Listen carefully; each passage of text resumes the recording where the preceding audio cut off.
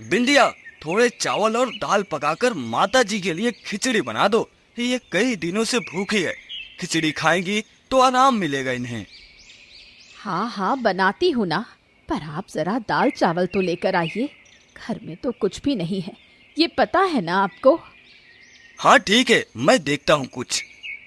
फिर बनवारी अपने एक दोस्त के पास जाता है।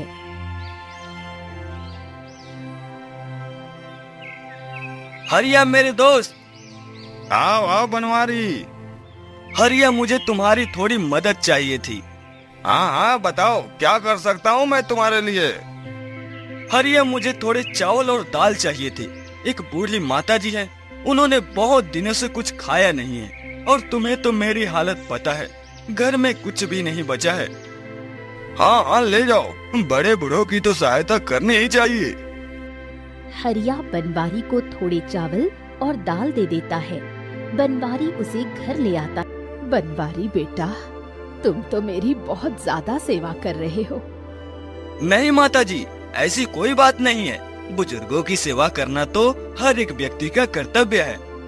तुम्हारी बात सही है, परंतु तुम तो मुझे जानते भी नहीं थे। ऐसे ही मुझे अपने घर ले आए और अब तुम और तुम्हारी पत्नी दोनों मिलकर मेरा कितना ध्यान रख रहे हो। मुझे अब लग रहा है कि मैं तुम पर बोझ बन गई हूँ। माता जी, आप ऐसा विचार मत कीजिए।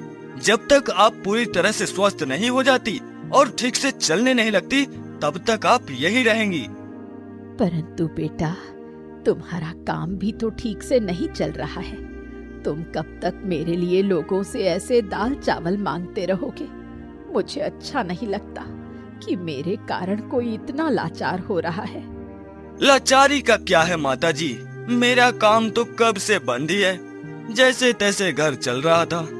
आपके कारण अब हमें भी थोड़ा खाना नसीब हो रहा है। फिर भी बेटा, मुझे अच्छा नहीं लगता। मैं अब स्वस्थ हो गई हूँ। अब मुझे यहाँ से जाना चाहिए। तुम्हारी पत्नी को भी मेरा यहाँ रहना अच्छा नहीं लगता। परंतु माता जी, अभी आप ठीक से चल भी नहीं पा रही हैं। फिर इस अवस्था में आप कहाँ जाएंगी? बेटा, मैं ऐसे ही चल नहीं सकती।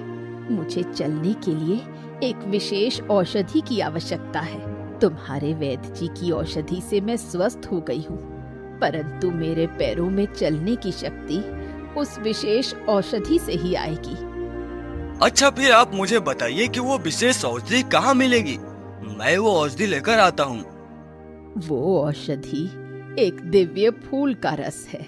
उस दिव्य फूल का वो रस पीने के बाद मेरे पैरों की गई हुई शक्ति मुझे फिर से प्राप्त हो सकती है। तो वो फूल कहाँ मिलेगा, वो मुझे बताइए।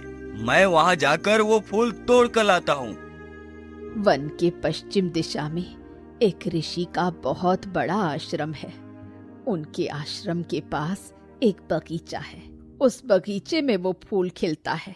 मुझे उस फूल के विषय में इतना ही पता है, बाकी कुछ तो मैं भी नहीं जानती। परंतु माता जी, उस फूल के रस से ही आपके पैर ठीक हो जाएंगे, ये आपको कैसे पता है? ये सब तुम्हें बाद में पता चल जाएगा बेटे। ये एक बहुत बड़ी और रहस्यमयी कहानी है। जब तुम वो फूल लेने जाओगे, तब तुम्हें ये भी पता चल जाएगा। ठीक है, मैं वो फूल आपके लिए लेकर आता हूँ। बेटा, उस फूल को प्राप्त करते समय तुम्हारे प्राण रात को ही खिलता है, तुम्हें तब तक प्रतीक्षा करनी पड़ेगी। कल पूर्णिमा की रात है, परंतु उस फूल को तोड़ते समय तुम्हारे प्राण भी जा सकते हैं। क्या तुम्हें अपने प्राणों की चिंता नहीं है? रिसीवर, मैं एक बहुत साधारण गरीब लोहार हूँ। चाहकर भी अपना और अपनी पत्नी का पेट नहीं भर सकता। उस दिन जब मैं बूढ़ी माता जी को घर ले गया, तब उनके लिए ही सही, परंतु गांव के कुछ लोगों ने हमारी सहायता की। उनके लिए जो दाल चावल दिए, उनमें मुझे और मेरी पत्नी को भी भोजन प्राप्त हुआ। इसलिए उनकी हर संभव सहायता करना मेरा कर्तव्य है। यदि मुझे मृत्यु भी आ गई तो कोई दुख नहीं है। आपसे केवल एक विनती है, यदि मुझे मृत्यु आ गई तो आप उस फूल को उस बुढ़िया तक पहुंचा देना। तुम सच में सज्जन हो। उस दुष्ट जादूगरनी के विषय में सब जानने के बाद भी तुम उसकी इतनी सहायता कर रहे हो, वो भी अपने प्राणों पर उदार होकर। मेरे जीने का वैसे भी कोई अर्थ नहीं है ऋषिवर। यदि आपकी सहायता करते हुए मृत्यु आ गई तो मुझे मंजूर है। ठीक है, तुम आज की रात यहीं रुको, फिर कल चांद के उगने के बाद वो फूल खिल जाएगा।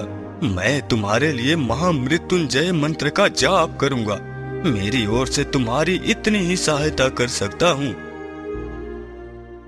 बनवारी उस रात वहीं रुक जाता है। अगली रात ऋषि और बनवारी चांद के उगने का इंतजार करने लगते हैं। रात होने के बाद आसमान में चांद दिखने लगता है। चांद की रोशनी पूरे बगीचे में फैल जाती है और एक सुंदर सुगंध के साथ वो दिव्य फूल खिल जाता है।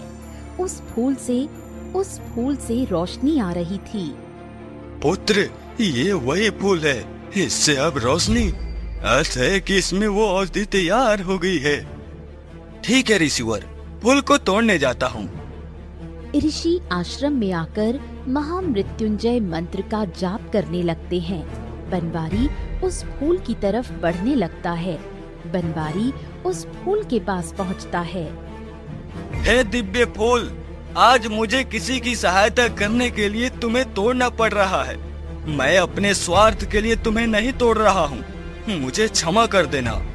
ऐसा कहकर बनवारी उस फूल को तोड़ने के लिए हाथ बढ़ाता है। जैसे ही वो फूल तोड़ लेता है, वहाँ धुआं फैलने लगता है। उस धुएं की वजह से बनवारी का दम घुटने लगता है। बनवारी को लगता है कि वो अब मर ही जाएगा, लेकिन तभी वो धुआं गायब हो जाता है। बनवारी को अच्छा लगने लगता है और वो भागकर ऋषि के पास जाता है। ऋषिवर, देखिए मैं ठीक हूँ, मुझे कुछ नहीं हुआ। आपके इस मंत्र ने मुझे मरने से बचाया है। नहीं पुत्र, तुम्हें मैंने नहीं बचाया है। वास्तव में मैंने कोई मंत्र जाप किया ही नहीं है। मतलब मैं मंत्र जाप करने बैठ ही रहा था, परंतु मेरी मंत्र की जपमाला ही मुझे नहीं मिल रही थी। बिना उस जपमाला के मैं किसी भी मंत्र का पठन नहीं करता हूँ। अच्छा, फिर ये चमत्कार कैसे हुआ? मैं बच कैसे गया? तभी उस फूल से रोशनी निकलने लगी और आवाज आई। तुम अपने ही कारण बचे हो लोहार। तुमने मुझे अपने स्वार्थ के लिए नहीं, अपितु किसी की सहायता के लिए तोड़ा है। तुमने अपने प्राणों की चिंता किए बिना दूसरे के विषय में विचार किया है। ये बात तुम्हारे परोपकारी होने का संकेत देती है, इसलिए तुम्हारी मृत्यु नहीं हुई। यदि कोई अपने स्वार्थ के लिए मुझे तोड़ता तो उसकी मृत्यु अवश्य हो जाती। पुत्र, अब तुम शीघ्र ये फूल लेकर जाओ। बनवारी ऋषि से आशीर्वाद लेकर अपने घर जाता है। उसे सकुशल घर आया देख बिंदिया और बुढ़िया बहुत खुश होती हैं। बनवारी बुढ़िया के हाथ में फूल देता है। माता जी, अब आप इस दिव्य फूल का रस पी लीजिए। बुढ़िया दिव्य फूल का रस पी लेती है। जैसे ही वो उस फूल का रस पी लेती है, वो फिर से जादूगरनी के रूप में बदल जाती है।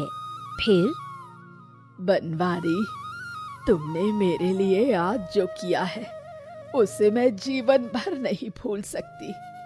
मुझे अपनी गलतियों का बोध हो गया है। अब मेरा जाने का समय आ गया है, परंतु जाने से पहले मैं तुम्हें एक ऐसी शक्ति देकर जाना चाहती हूँ जिससे तुम्हारी बनाई हुई लोहे की किसी भी वस्तु की तरफ लोग आकर्षित हो जाएंगे और तुमसे वो वस्तु खरीद लेंगे। जादूगरनी जादू करती है और बनवारी के हाथों के आसपास रंग बिरंगी किरणें फैल जाती हैं। कुछ क्षण के बाद वो किरणें लुप्त हो जाती हैं।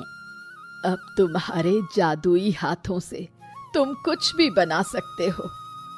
जादूगरनी चली जाती है। तभी बनवारी के घर वो सिपाही आता है जो उसे वन में मिला था। वो सिपाही आकर बनवारी को बहुत सारे रुपए देकर जाता है, जो उसे डाकू को पकड़ने के लिए सरकार की तरफ से इनाम के तौर पर मिले थे।